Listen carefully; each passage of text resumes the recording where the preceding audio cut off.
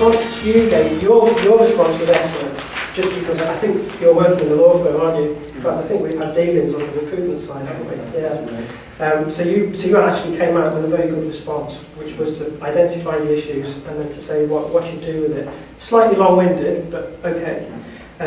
So with this type of thing, it says, what do you do? And again, I get to the point, just go straight to the particular question. Don't try and analyse what's in front of you, because that's not what they're looking for. You're almost coming at it from a student's approach as opposed to a lawyer's approach. The student approach, because you've done the LLB or you're on the LLB or you're doing the LPC, etc., the student approach is to analyse and look at the academic side of it. Whereas what solicitors want you to do is to look at the practical side. So the first thing, if somebody gets in touch and you get specific you get a specific request, is to make a response to the specific request that you've got. And the specific request is, please see Mr. Roper when he arrives. So your response would be, well, I see Mr. Roper, which would be the first thing, and then my advice would be A, B, C, D, E. Now really, there's no right or wrong to a certain extent with this one, except that you obviously can't hand over deeds of a property or a mortgage to someone who's not your client. And secondly, in the facts you've got, there's something about an undertaking. Now as a trainee solicitor, there's absolutely no way you can give an undertaking. It's only partners and law firms who usually can. And some firms, solicitors have authorisation, but most it's just partners. Now, so if you see any of these problems, there's almost a common theme appears in it. Either you can't act because it's above your remit, or there's some sort of money laundering issue, or there's something else that you're going to have to report.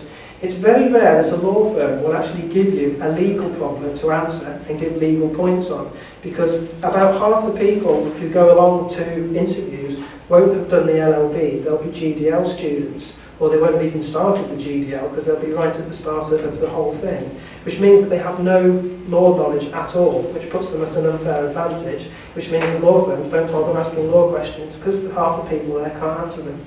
Okay, so most of the time you won't get legal questions at these types of things if they hand them out at the start.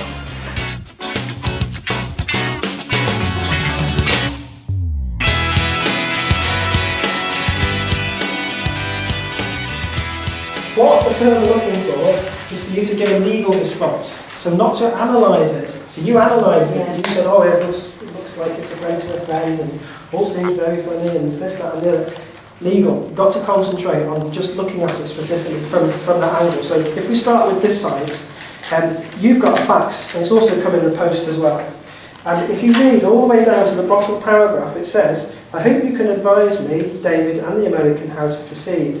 Please mark your reply private and confidential and fax it to me at Polypic as soon as possible. So if you get asked to comment on that, that's what that fax is asking you to do as a lawyer.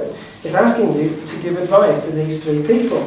So the first thing you think as a lawyer is, well, these guys, are they would these people be my clients? And if they're my clients, do I have money on account in order to be able to give them advice? Okay, so the first thing you would have to establish is, are they a client? If they're not a client, you can't write to them to give advice. The next thing is that you then look through the letter and pick out all the points that are of issue. Now the main point of the issue is that he's made a comment in paragraph 1, 2, 3, 4, 5 that he's using somebody else's letterhead, even though he's not a director, because he actually says that in there, and that he thinks the guy who he's working for is a crook who's moving company monies offshore for his own purposes. Now very often with these particular exercises, the whole aim of it is not to get you to pick up on legal points, but to get up, just to get you to pick up on overriding principles, one of which is money laundering regulations. And there are specific rules out there that say that if you have the slightest suspicion that there's money laundering going on, and that's pretty blatant, isn't it? Like in the fact saying, I'm working for a guy who I suspect is money laundering, you would have to go and speak to the money laundering officer of the firm that you're working for to report him immediately. Even if he's your friend or he isn't your friend, you have a professional obligation to do that. Final thing is, as I said at the start, that the other two guys involved in this, they've not written to you, so you can't possibly give them advice. So those would be the main points within that. The rest of it is more of a red herring, because when you go and do these exercises, it's a bit like the group one, when you get handed the particular exercise, that to be able to take in that amount of information and be able to respond on it is extremely difficult. So the best piece of advice, if you get one of these facts or letters through, read the last paragraph first. Forget the rest, just read the last paragraph and see what it wants you to say. Which is about time.